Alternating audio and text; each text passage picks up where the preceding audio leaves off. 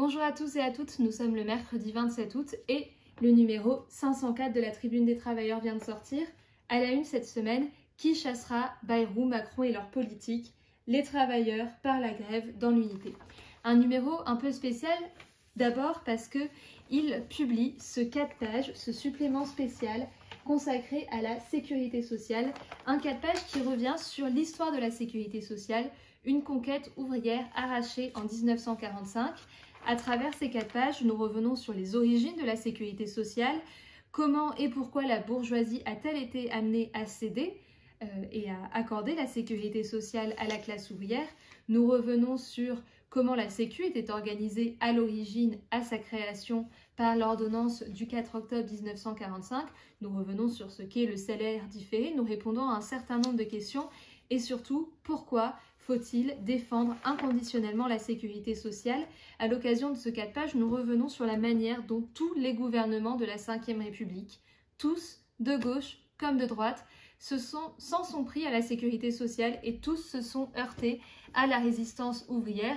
Et nous verrons comment, par de nombreuses mesures, les gouvernements successifs ont remis en cause et cherché à remettre en cause en partie la sécurité sociale, constituée sur un principe: chacun cotise selon ses moyens et reçoit selon ses besoins. Nous revenons notamment en publiant un graphique sur l'augmentation des exonérations patronales.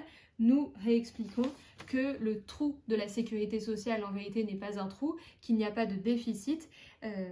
C'est les exonérations patronales, c'est-à-dire 865,7 milliards volés aux travailleurs en 30 ans par les patrons.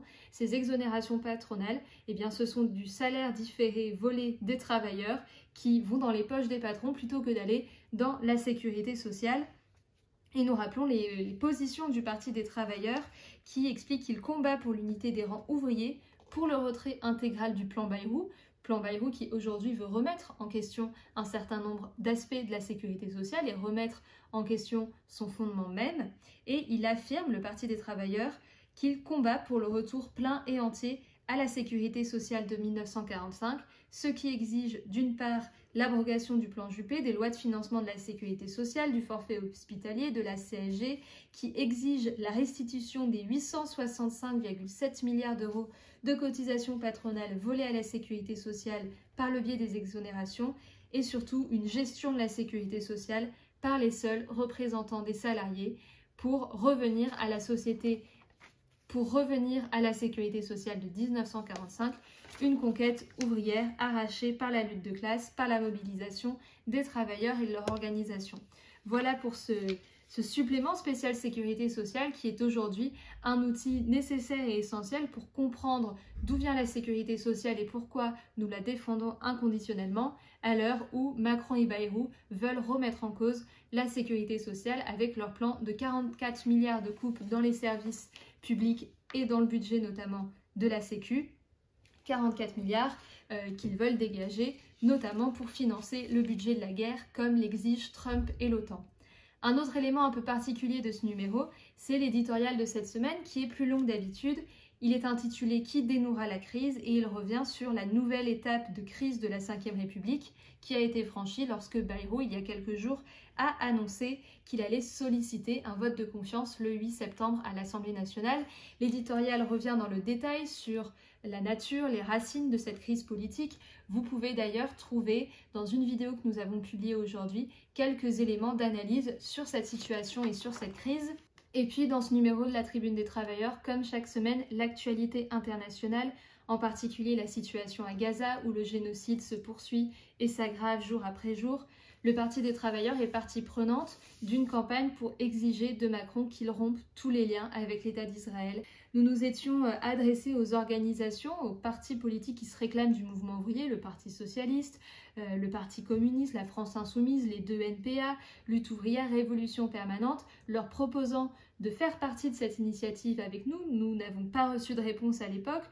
Nous avions déjà organisé un premier rassemblement aux abords de l'Élysée le 11 juin, puis le 9 août. Nous nous réadressons à nouveau à ces organisations en leur expliquant: aujourd'hui, Netanyahou lance l'assaut final sur Gaza et Macron continue à s'en faire le complice. Nous nous adressons de nouveau à vous. La lettre conclut: quand la survie d'1 million d'enfants de Gaza est en jeu, nos partis et organisations ne devraient-ils pas être capables de convoquer ensemble et tout de suite la manifestation de centaines de milliers de travailleurs et de jeunes à Paris qui exigera du gouvernement Macron qu'il rompe immédiatement toutes ses relations avec Israël, qu'il fasse expulser l'ambassadeur et les diplomates de l'État génocidaire, qu'il bloque toute livraison d'armes depuis les ports et aéroports de France, qu'il mette un terme à l'accord d'association Union européenne-Israël.